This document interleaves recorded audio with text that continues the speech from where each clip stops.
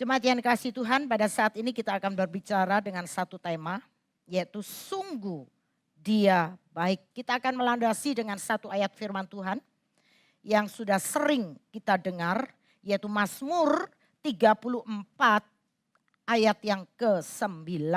Kita akan membaca ayat ini dan akan menjadi satu ayat hafalan untuk kehidupan kita setelah dari ibadah ini. Setiap kita selalu bisa berkata, oh kecap, aku mau mengecap dan melihat betapa baiknya Tuhan itu. Kita akan baca bersama-sama, 2, 3.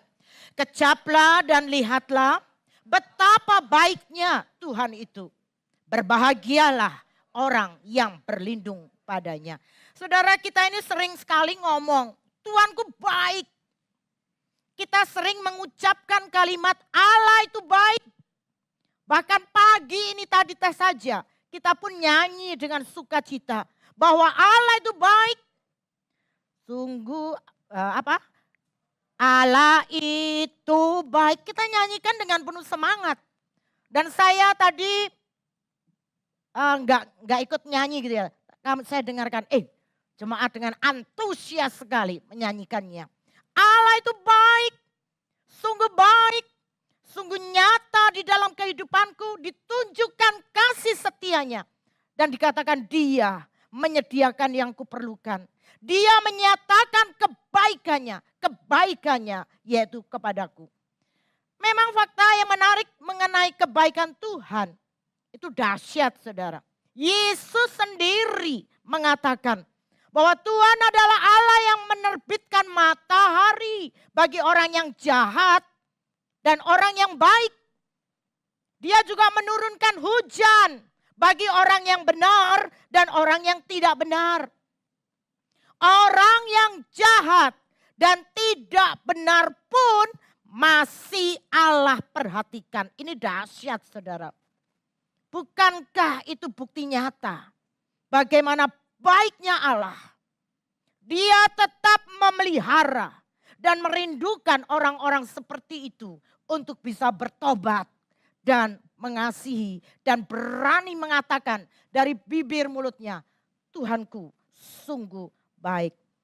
Saudara-saudara, ada begitu banyak kebaikan-kebaikan Tuhan yang mungkin lolos dari perhatian kita. Padahal Allah sudah memberikan begitu banyak, termasuk apa? Kehidupan yang masih diberikan kepada kita sampai saat ini. Saudaraku yang terkasih, kemarin di pemakaman Klotok ketika mengubur Ibu Ye Xiang, saya didekati seorang ibu yang berkata demikian, Ibu Pendeta, saya mau ngomong. Kalau dia ngomong Ibu Pendeta, saya sudah tahu ini pasti bukan orang Kediri ya. Bahkan orang Kediri gereja lain aja selalu manggil Kak ya. Kak Pendeta malah gitu ya. Nah ini mengatakan Ibu Pendeta. Lalu saya berkata, iya kenapa? Saya berkata, saya namanya Linda. Saya ini benar-benar merasakan kebaikan Tuhan. Saya ini mengalami pendarahan 5 tahun. Tiap hari saya bersungut-sungut, saya ngomel, saya bertanya, mengapa Tuhan, mengapa Tuhan, mengapa Tuhan. Padahal jelas saya tahu di dalam firman Tuhan, ada juga seorang wanita yang pendarahan sampai 12 tahun.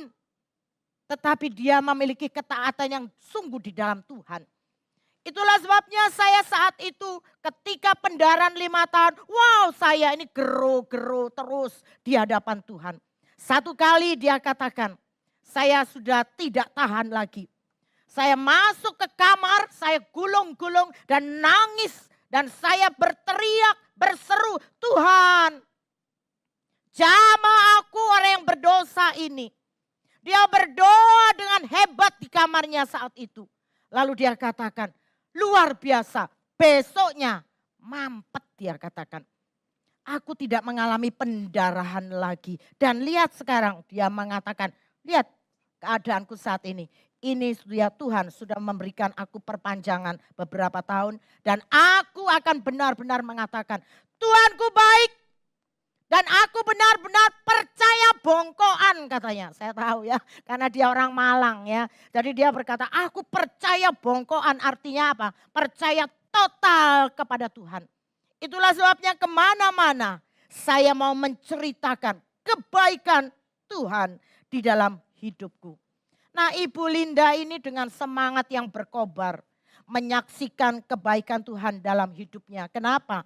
Karena pada waktu upacara pemberangkatan jenazah, saya ini bercerita ya bahwa Ibu Yeksiang ini bersama dengan Ibu Ali, sahabat dekatnya. Itu mereka tuh berkata, kita ini usianya wis tua ya, sudah tua. Tapi mari kita mempertahankan keutuhan fisik kita supaya kita tetap sehat, tetap bisa hidup dan menikmati hidup dengan baik. Tapi yang terjadi adalah Ibu Ali kemudian berkata, "Loh, lihaten Kak, sing sik pengen urip Kak, lah kok dipanggil Tuhan." Makanya saya berkata makin percayalah kepada Tuhan. Karena hidup kita ada di dalam tangan siapa?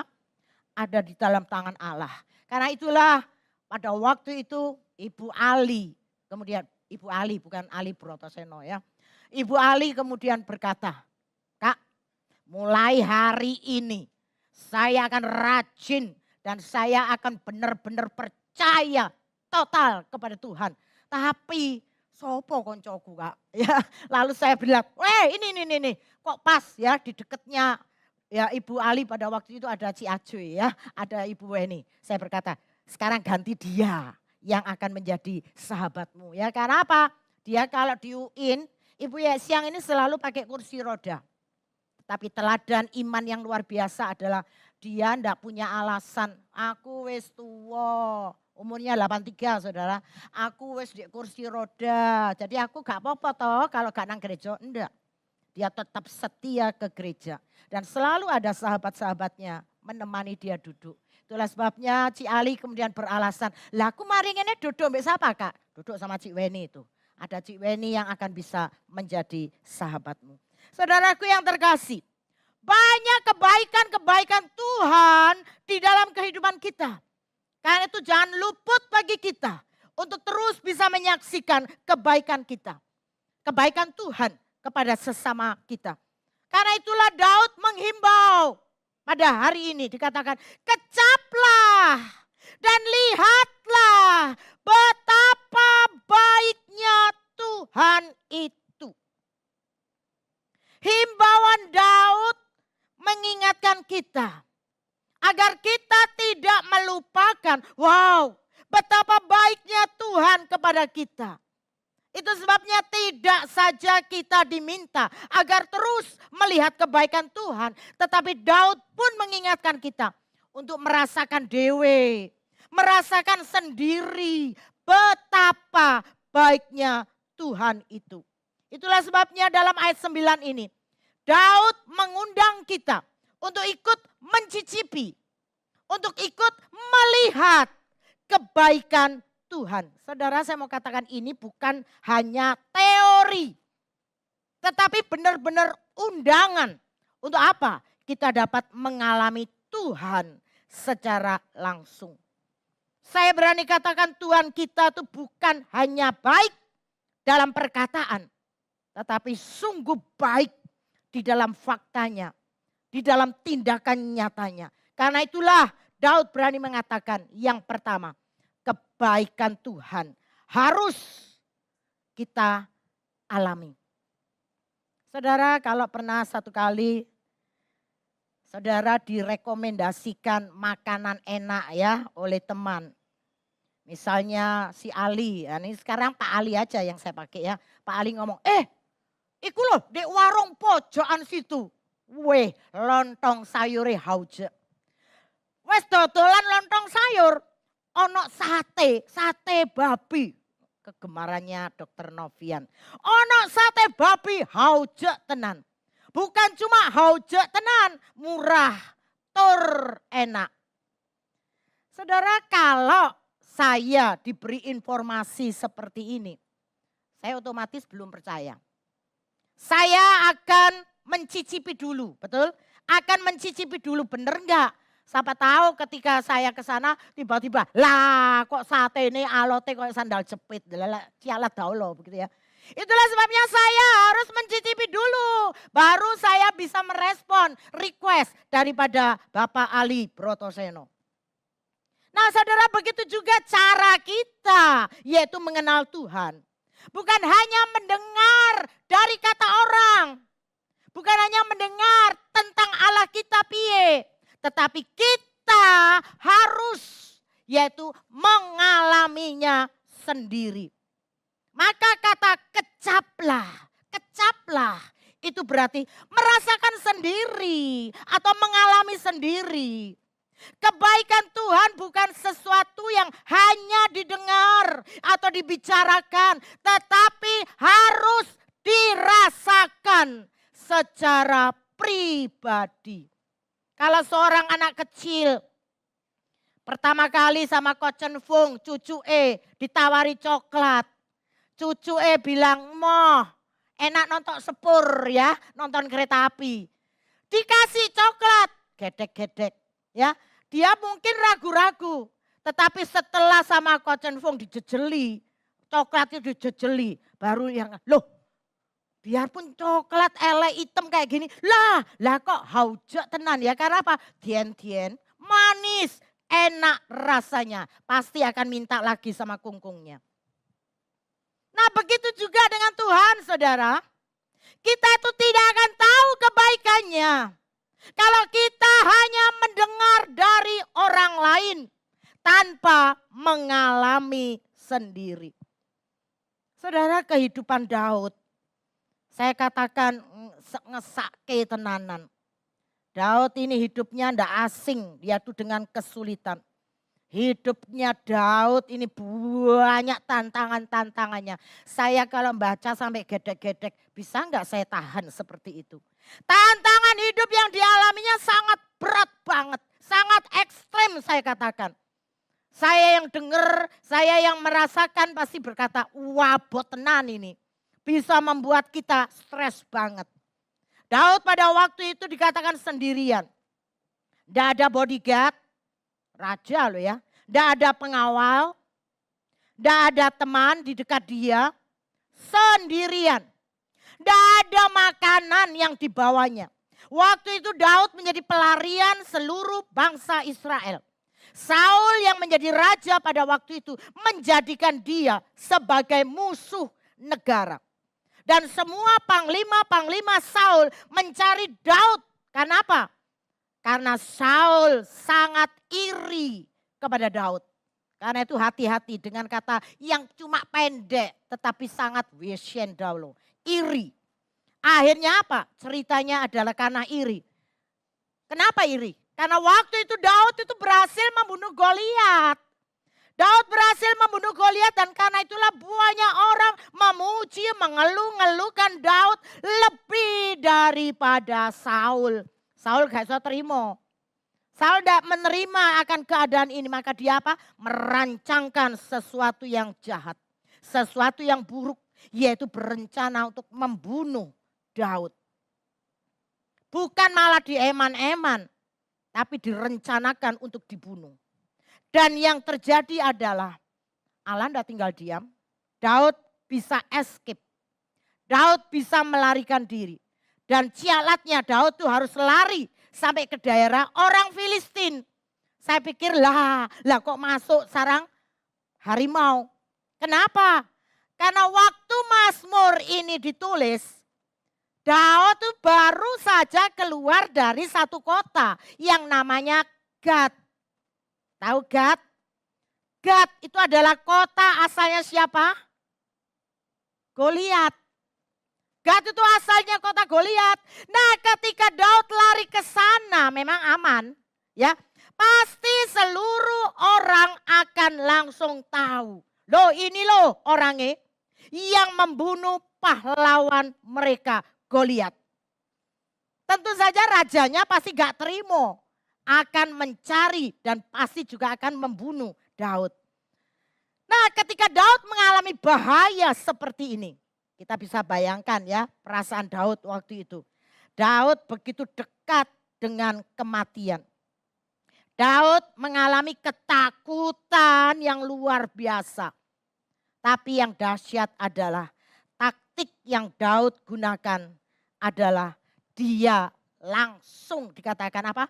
Berpura-pura menjadi orang gila. Itu kok sudah muncul duluan ya. Dia menjadi, tidak keluar, menjadi orang gila saudara. Taktiknya Daud seperti itu, dia mengeluarkan air liurnya sampai nang jenggote. Terus apa? Tidak cukup sampai itu.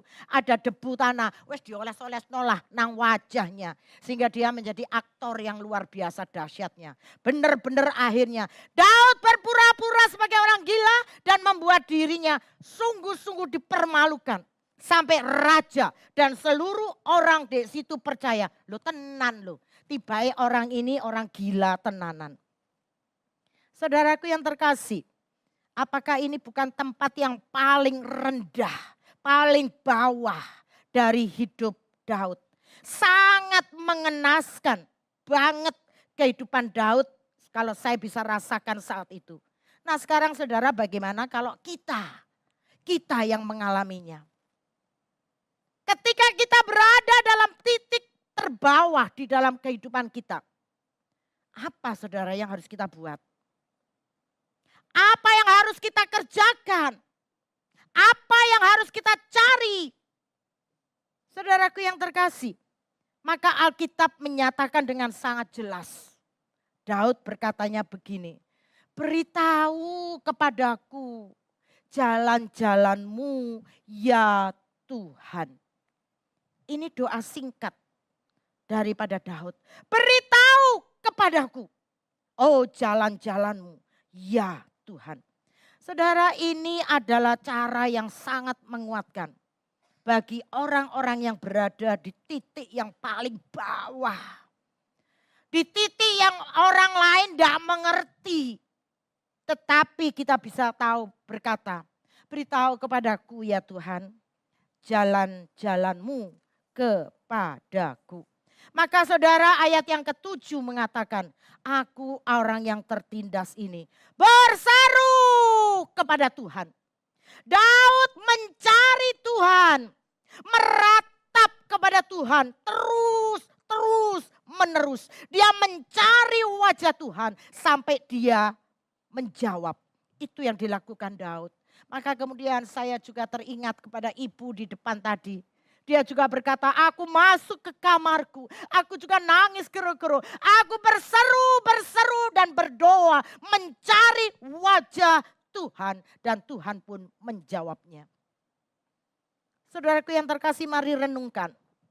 Apakah saat ini saudara juga merasa berada di dalam tempat terendah di dalam hidupmu? Saudara merasa, aduh tantangan hidupku kok berat ya Tuhan. Tantangan di dalam hidupku kok aduh abot tenan Tuhan. Saudara saya berani katakan, melewati badai hidup itu gak gampang. Tidak gampang. Itulah sebabnya saudara saya mau mengatakan, ketika kita melewati badai hidup, ketika saudara-saudara kita melewati badai hidup, karena saya tahu, setiap orang akan mengalami yang namanya badai hidup. Kalau badai hidup kita seperti Daud yang sendirian, kita pun bisa amsyong daulo saudara. Saudara inilah yang terjadi, yaitu dengan Daud. Saya katakan gak gampang ketika mengalami badai. Kenapa? Badai itu bisa membuat kita ini sakit. Wes gak sakit padahal, tapi bisa sakit. Dan kita bisa menjadi lelah. Bukan menjadi lelah, kita pun menjadi lemah. Itu orang yang mengalami badai hidup. Badai, kalau kita mengalami badai hidup, maka hal itu kenapa? Hal itu akan membuat setiap kita, fisik kita ini dan emosional kita menjadi tidak stabil. Kita akan dapat kehilangan, yaitu kendali atas hidup kita. Hal itu seperti apa? Ya seperti badai. Kenapa? Karena badai itu tidak dapat diprediksi. Badai itu tidak dapat dikontrol. Karena itu saudara, ketika kita mengalami badai hidup, itu membuat kita juga rasanya hidup di dalam kecemasan. hidup di dalam kekhawatiran, hidup di dalam kegalauan. Nah, kalau kita tahu ada saudara-saudara kita mengalami hal seperti itu, jangan sampai kita cuma nuding, nyeleneh ini orang ini ya. Orang ini gak main ini ya, orang ini gak bener ya dan macam-macam. Biarlah setiap kita mengalami kepekaan, berarti orang seperti ini sedang mengada badai hidup di dalam dirinya. Dan biarlah setiap kita menjadi orang yang bisa mengerti dan bisa menerima saudara-saudara seiman kita. Saudara, Nick Vujicic, dia adalah seorang penginjil terkenal yang lahir tanpa tangan dan kaki. Bisa bayangkan? Orang lahir tanpa tangan dan tanpa kaki. Rupanya kondisi ini langka. Karena kondisi ini disebut tetra amelia syndrome. Hidupnya penuh tantangan sejak kecil. Saya bisa bayangkan, kita saja gak punya tangan bisa bayangkan. Ini gak punya tangan, gak punya kaki. Sejak kecil ia sering diejek. Sejak kecil dia diintimidasi.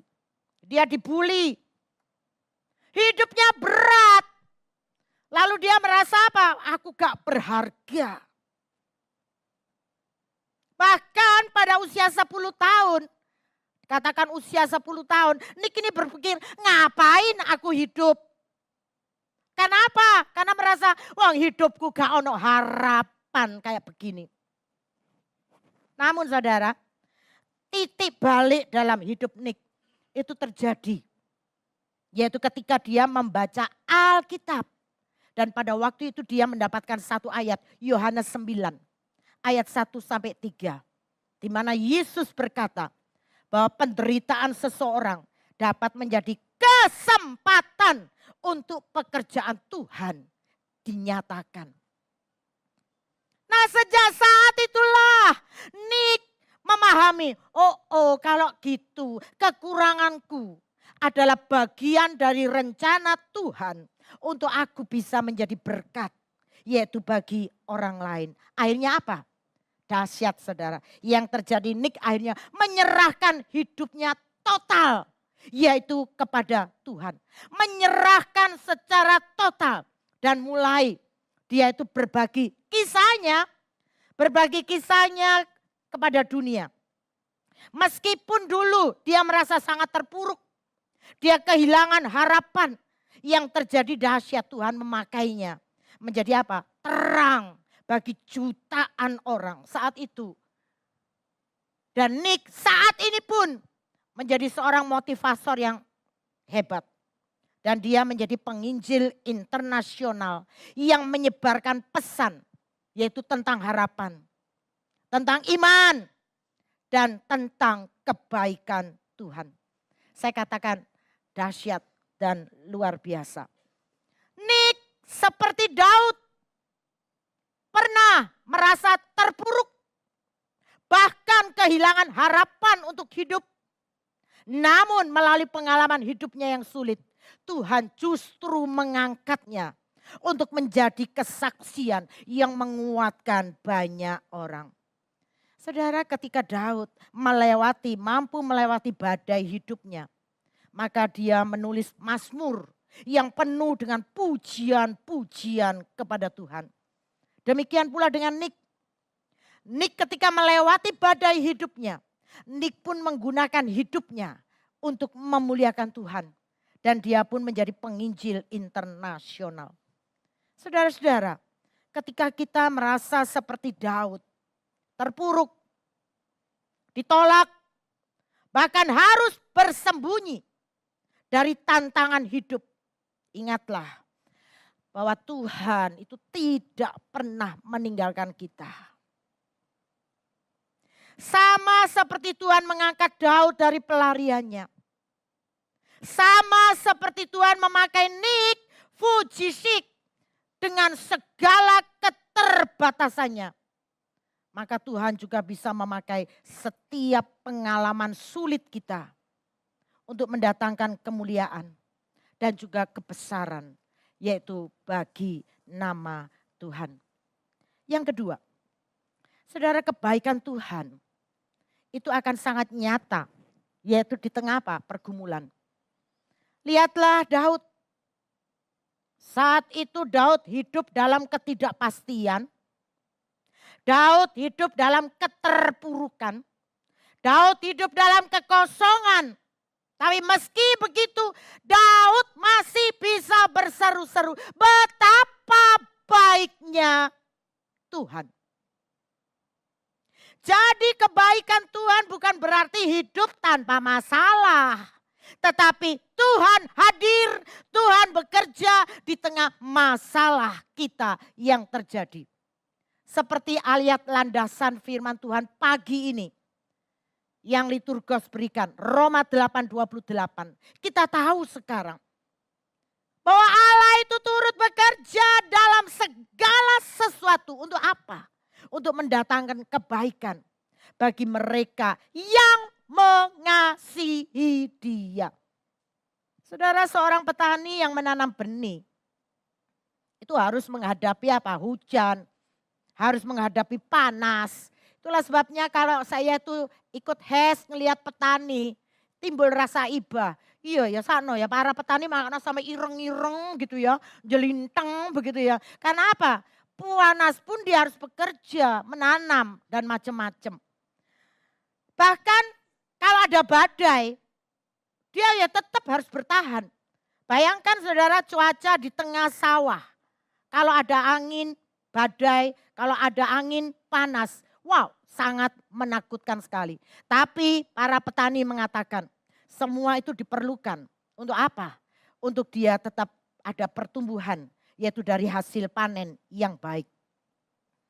Nah begitu juga saudara-saudaraku dengan pergumulan kita.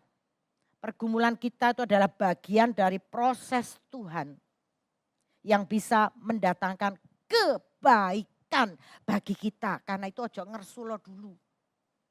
Kita ngelihat kisah Joni Eareckson Tada. Wah, ketika saya membaca biografi orang ini saya sampai wah benar. Kita tidak boleh terlalu banyak bersungut-sungut. Saudara, Joni Eareckson Tada kita ngelihat dia adalah seorang wanita Kristen yang bisa menjadi bukti nyata bahwa pergumulan hidup dapat menjadi bagian dari proses Tuhan untuk mendatangkan kebaikan. Ketika dia berusia 17 tahun, bisa bayangkan 17 tahun mekar-mekarnya seorang wanita, begitu ya, seorang perempuan, seorang bocah. Kalau bunga itu wah indah sekali. Joni waktu itu mengalami kecelakaan ketika dia menyelam berenang. Berenang, ketika dia menyelam yang terjadi adalah apa? Dia mengalami kelumpuhan total saudara. Dari lehernya sampai ke bawah. Bisa bayangkan usia 17 tahun. Ketika enak-enaknya berenang, menyelam dari leher sampai ke bawah.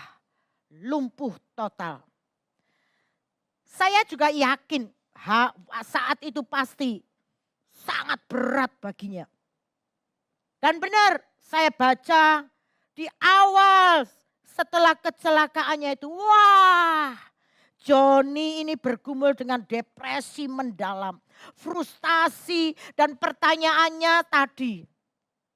Yaitu mengatakan, mengapa Tuhan? Mengapa kok Tuhan membiarkan ini terjadi padaku? Dia merasa, loh aku kok jadi gak berguna. Dia marah, bahkan sempat mempertimbangkan mati saja aku. Karena aku gak bisa apa-apa, lumpuh total. Namun yang dahsyat adalah melalui perjalanan panjang dia mulai memahami. Oh, benar, rupanya kecelakaan ini adalah bagian dari rencana Tuhan yang lebih besar untuk dirinya. Piye caranya? Yaitu melalui proses pergumulannya. Sekali lagi saya benar-benar membaca. Joni ini menyerahkan hidupnya seperti wanita dari Malang tadi yang mengatakan menyerahkan percaya bongkoan begitu ya, percaya total, percaya sepenuhnya kepada Tuhan. inilah Joni. Joni tidak setengah-setengah di dalam percaya Tuhan. Dia akhirnya menemukan kekuatan ketika apa? Membaca firman Tuhan. Yaitu khususnya Roma 8:28. Yang mengatakan bahwa Allah bekerja dalam segala sesuatu. Untuk apa? Mendatangkan kebaikan. Joni belajar bahwa tubuhnya mungkin lumpuh. Tetapi jiwa dan rohnya tetap bisa hidup untuk memuliakan Tuhan. Hebat saudara. Ketika saya membaca biografi ini saya pun ikut nangis saudara. Dari pergumulan tersebut Joni ini rupanya dia mulai menggunakan bakatnya, lihat. Bakatnya itu adalah dia bisa melukis. Mungkin kita enggak masuk akal. Saya ini pengen bisa merangkai bunga, pengen bisa melukis, gak bisa saudara. Tetapi Joni Tada ini dahsyat. Bakatnya itu adalah melukis. Dan melukisnya gimana? Dia dari sini sampai sini lumpuh. Dan yang dia lakukan adalah dia memakai mulutnya. Satu-satunya yang bisa pakai, dia melukis. Bukan hanya melukis saudara, dia juga menulis buku. Bukan cuma menulis buku, melukis. Dia juga menjadi pembicara. Dan pesan-pesannya itu adalah selalu memberikan pengharapan. Selalu menguatkan banyak orang yang bergumul seperti dirinya. Dan yang sangat luar biasa itu adalah Joni ini mendirikan satu organisasi. Yaitu namanya Joni and Friends. Yang melayani siapa? Melayani orang-orang dengan disabilitas di seluruh dunia. Saya katakan hebat. Organisasi ini memberikan dukungan rohani, bukan cuma dukungan rohani, bantuan praktis dan juga penghiburan kepada mereka yang menghadapi tantangan fisik. Jadi Tuhan memakai kelemahannya untuk menjadi berkat bagi mereka yang menghadapi pergumulan serupa. Inilah Joni Tada. Saudara, pergumulan adalah proses Tuhan. Apa yang terlihat seperti tragedi besar pada awalnya justru akan menjadi jalan untuk kita lebih mendekat kepada Tuhan. Sehingga bisa membawa perubahan kehidupan kita bagi banyak orang. Karena itu saya mau ingatkan kepada saudara-saudara. Pergumulan bukanlah akhir. Tetapi bagian dari proses Tuhan. Untuk mendatangkan bagi setiap kita. Sama seperti Joni yang belajar untuk melihat rencana Tuhan di balik yaitu kecelakaannya. Kita juga dapat mempercayai Tuhan bahwa Tuhan bekerja di tengah setiap kesulitan yang kita hadapi. Karena itu ketika menghadapi kesulitan-kesulitan apapun di dalam hidup kita, saya katakan jangan mudah terpuruk. Dan cuma berkata, mengapa? Dan mengapa jawabannya sudah pasti. Tuhan akan memberi yang terbaik kepadamu. Tuhan memang tidak menjanjikan jalan hidup yang bebas dari masalah kok. Tetapi dia menjanjikan penyertaannya. Wah indah sekali di setiap perjalanan langkah kita. Karena itu berbahagialah setiap kita kalau bisa percaya total kepada dia. Yang terakhir. Dikatakan di dalam ayat 7c. Berbahagialah orang yang berlindung padanya. Jadi ya saudara, yang ketiga orang yang berlindung pada Tuhan. Itu sudah pasti dia akan hidup. Yaitu di dalam kebahagiaan telak. Karena itulah saudara, kata berlindung pada Tuhan.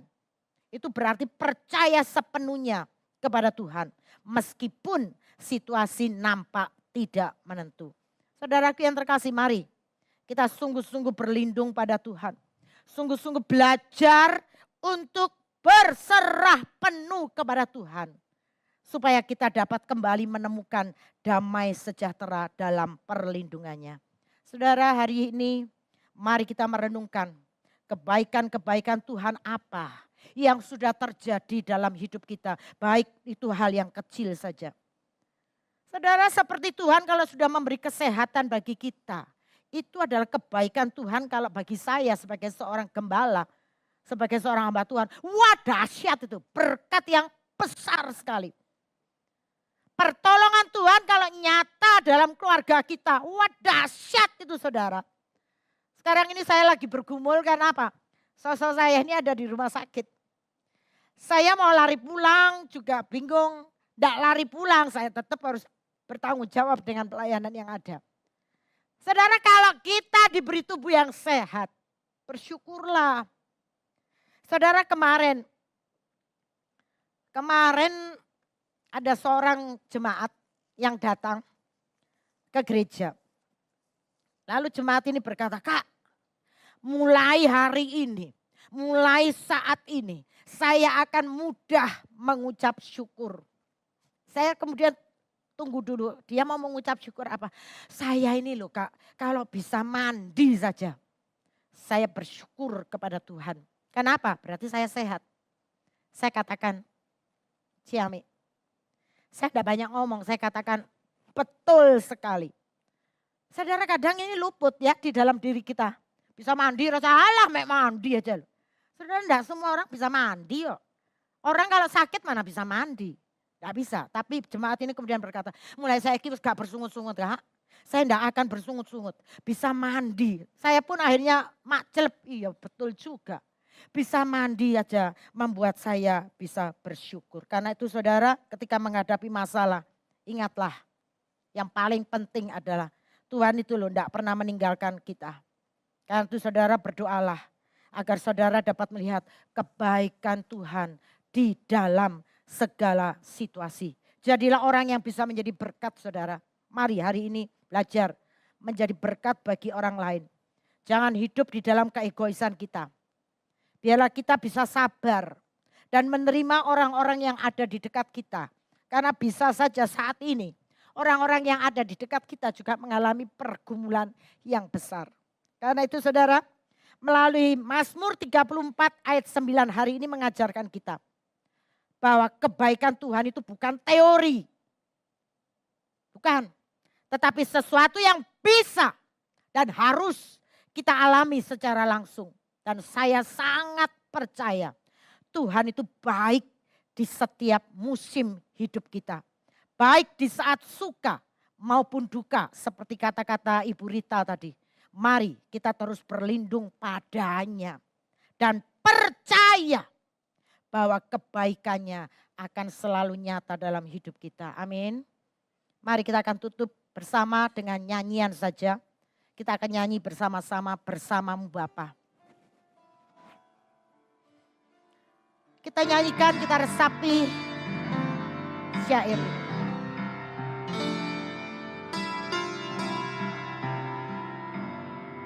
Engkau ada bersamaku di setiap musim hidupku.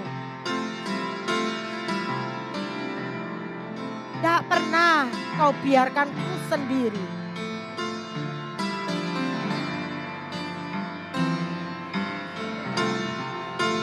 Kekuatan di jiwaku adalah bersamamu.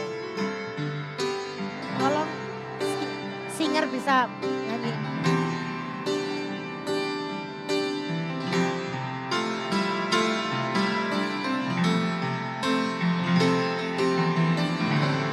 Tak pernah kuragukan kasih.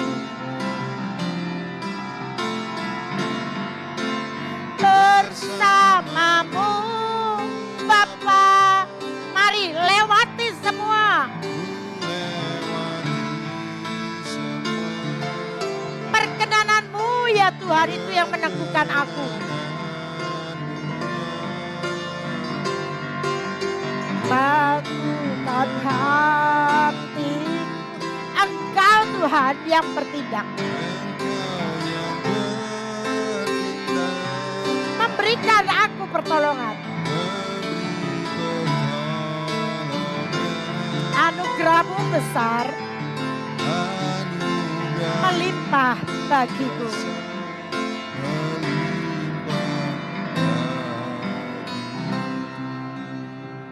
Mari kita dudukkan kepala, kami persilakan penginjil Yudi untuk bisa menolong membantu berdoa bersama.